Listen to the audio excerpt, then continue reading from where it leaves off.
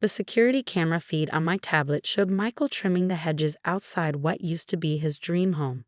Even from this distance, I could see the bitterness in his movements as he watched another luxury car pull into the driveway of Reynolds Estate, my estate now. "Ms. Reynolds," my assistant Emma's voice came through the intercom. "Your brother is requesting his monthly meeting." I touched the faint scar on my temple, a permanent reminder of the day Michael showed his true colors. Deny. He can submit any requests through the grounds maintenance supervisor.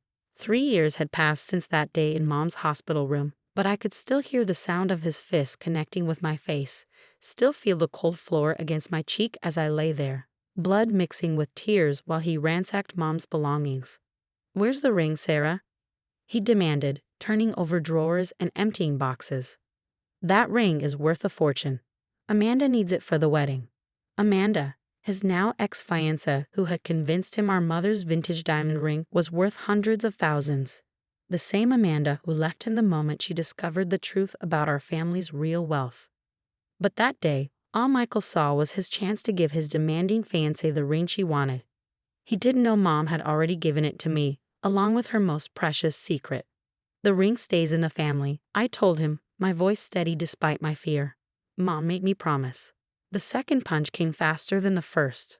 When I regained consciousness, the ring was gone from my pocket, and Michael was speeding away in his BMW, thinking he'd won. He didn't know the real treasure wasn't the ring. It was the tiny key hidden inside the false glass stone. A key that would lead me to a safety deposit box containing documents about our family's hidden fortune. Now, 3 years later, I sat in what used to be our grandfather's study, watching Michael through cameras he didn't know existed. The mansion he always bragged about buying someday was mine, along with the Reynolds family investment empire he never knew existed. My phone buzzed. A text from our Aunt Patricia. "Michael came by again, begging for money. Says you're being cruel making him work as a gardener." I smiled grimly, remembering how he had mocked my horticultural degree years ago. "Plants are for poor people," he'd sneered. "Real success means corner offices and business suits." "Tell him the position comes with free housing in the staff quarters," I texted back. More than he'd get in prison for assault and theft. The criminal charges had been my bargaining chip. Work as estate staff or face prosecution, his choice. He chose the job, probably thinking he could somehow work his way back into the family's good graces. "Ms. Reynolds?" Emma appeared at my door. "The Historical Society is here for the tour. Should we redirect them from the garden path?"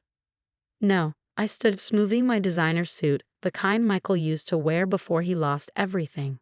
"Let them see all of it, every rose bush, every perfectly trimmed hedge. My brother does excellent work." The society members gathered in the grand foyer, their excited whispers echoing off marble floors. This mansion had been in our family for generations, but few knew its true history. Grandfather had kept our wealth hidden, building an empire in secret while maintaining a modest public facade. "Ladies and gentlemen," I addressed the group, "welcome to Reynolds Estate. Our gardens are particularly stunning today, thanks to our dedicated groundskeeper."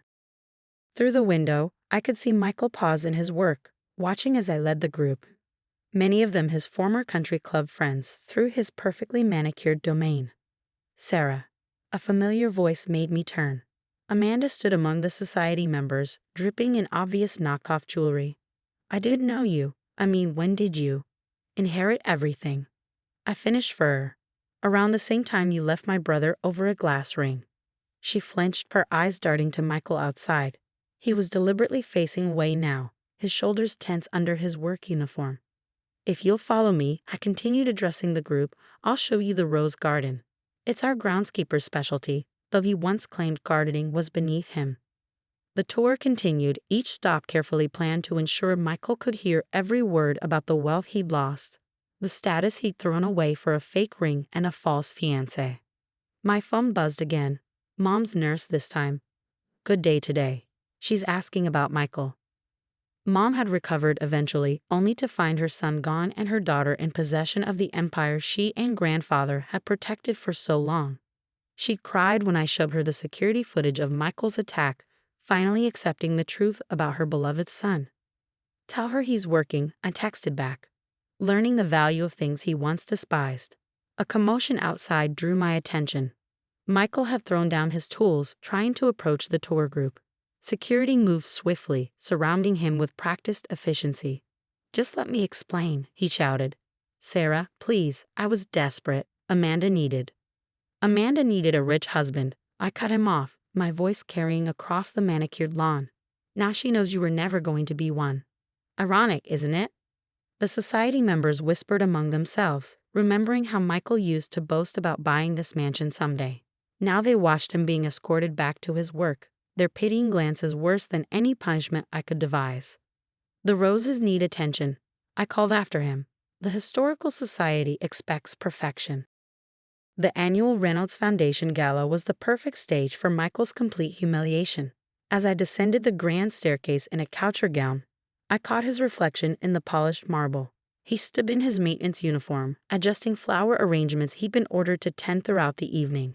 "Ms. Reynolds," Emma appeared at my elbow. "The hedge fund managers from Singapore have arrived, and your brother is requesting to wear a suit for the event." "Denied," I said, watching Michael's reflection flinch. "Staff uniforms are mandatory for all service personnel." The ballroom sparkled with old money and new technology. Guests who once knew Michael as a wannabe socialite now walked past him without a glance, treating him as invisible as any other servant. "Sarah, darling." Aunt Patricia's voice carried across the room. She was escorting an elderly gentleman I recognized instantly, James Morrison, Michael's former mentor and the man who had rejected him from partnership at his firm 3 years ago. "Look who I found." Michael dropped a flower stem, his hands shaking as Morrison approached. "My dear," Morrison kissed my cheek. "I had no idea the Reynolds empire was your family's. Your brother used to speak of buying shares in our firm, but he never mentioned." Because he didn't know, I smiled deliberately loud enough for Michael to hear. Grandfather believed wealth should be earned, not inherited. Michael failed that test rather spectacularly. Morrison's eyes flickered to where Michael stood frozen, then back to me. "The partnership position is still open, if you're interested. Your family's backing would be—" "Sarah." Michael's voice cracked behind us. "Please, just 5 minutes." Security started forward, but I held up my hand. 3 minutes, in the study. The room grandfather had loved so much now served as my office.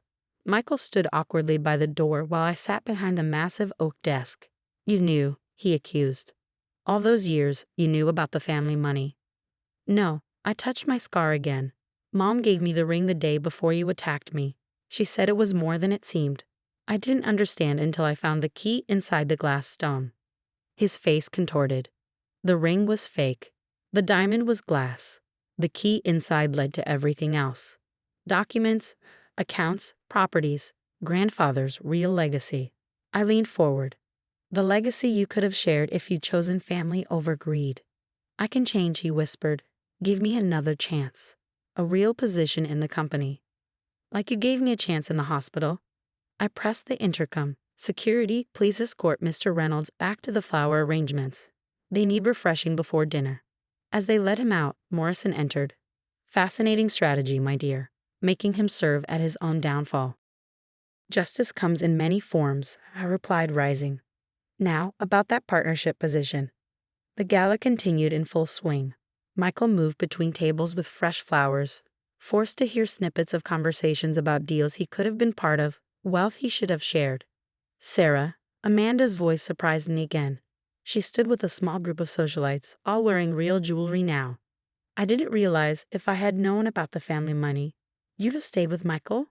I finished. "Interesting. He's single now, and comes with staff quarters." She flushed deep red as those around her tittered. Michael, passing with a vase, nearly dropped it. "The thing about real wealth," I continued loudly, "is that it shows us who people truly are. Money doesn't change people, Amanda. It reveals them." Later that night, as guests departed in their luxury cars, I found Michael sitting on the garden steps, his uniform stained with water from countless vases. "Morrison offered me partnership," I said, standing over him. "The position you wanted. Going to take it?" His voice was hollow. "No." I watched his head snap up. "Because unlike you, I built something of my own. This empire. I've tripled its value in 3 years, without violence, without stealing from family." I said I was sorry. "No," I cut him off. You're sorry you lost everything. There's a difference. I started up the steps, then paused. The east garden needs weeding tomorrow. Start at dawn. My phone lit up with a text from Mom. Coming to visit next week. Should I bring his baby pictures for the library wall? No, I typed back. Let him watch other families' histories decorate these walls. He chose his path. Through the security feeds, I watched Michael trudge to his staff quarters, a small room above the garage. Once he had dreamed of sleeping in the master suite. Now he could see its lights from his window, a nightly reminder of what his violence had cost him. Sometimes revenge isn't about causing pain. Sometimes it's about ensuring someone faces themselves in the mirror every morning, remembering exactly who they chose to be. And Michael had a lifetime of mornings ahead of him. The morning of the merger announcement with Morrison and Associates dawned bright and clear. I watched from my office as Michael meticulously trimmed the topiaries, unaware that his former dream firm was about to become part of the empire he'd lost. Ms. Reynolds, Emma's voice held a note of urgency. Your brother left this in the mailroom. She handed me an envelope addressed to James Morrison. Inside was a desperate plea, photographs of us as children, medical records citing his stress-induced temporary insanity during the ring incident, and a pathetic letter claiming I had manipulated our family's legacy. He tried to send copies to all board members, Emma added. I smiled, touching my scar. But they all came to you first, didn't they? Of course, as per protocol. The intercom buzzed. Ms. Reynolds, Mr. Morrison and the board have arrived. Perfect timing. I stood smoothing my designer's suit.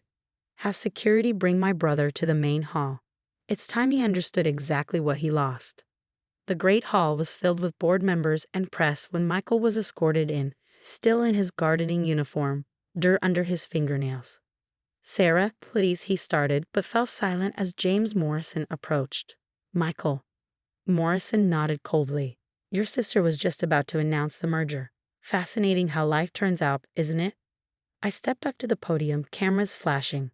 Ladies and gentlemen, today marks the union of the Reynolds Empire with Morrison and Associates, a partnership that will revolutionize. She stole it. Michael's voice cracked through the hall. That empire was meant for both of us. Security moved forward, but I raised my hand. No, let him speak. Let everyone hear. Michael stumbled forward, pulling out crumpled photographs. We were supposed to share it. The ring. I made one mistake. One mistake. I turned to face him fully. Show them your hands, Michael. He looked down at his dirt-stained hands, once manicured and soft. These halls, you clean them. Those gardens, you tend them. This empire, you watch it grow without you, all because you chose violence over family. I was desperate. You were greedy. I cut him off. And now you're exactly what you always looked down on, someone who serves those you once thought you'd rule. The cameras caught everything, his trembling hands, his stained uniform, the stark contrast between us.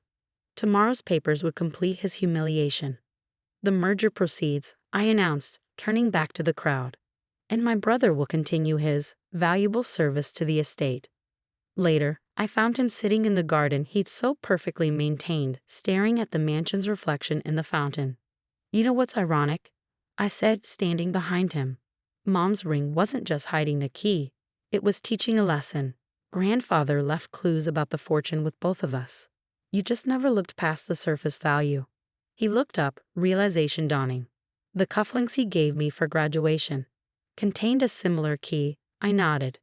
But you pawned them for Amanda's engagement party. Tears streaked his dirty face. I could have had everything. No, Michael. You could have had family. The wealth was just a bonus. I left him there, reflected in the water like a ghost of his former self.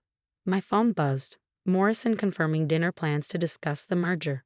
Through the security feed, I watched Michael return to his quarters above the garage.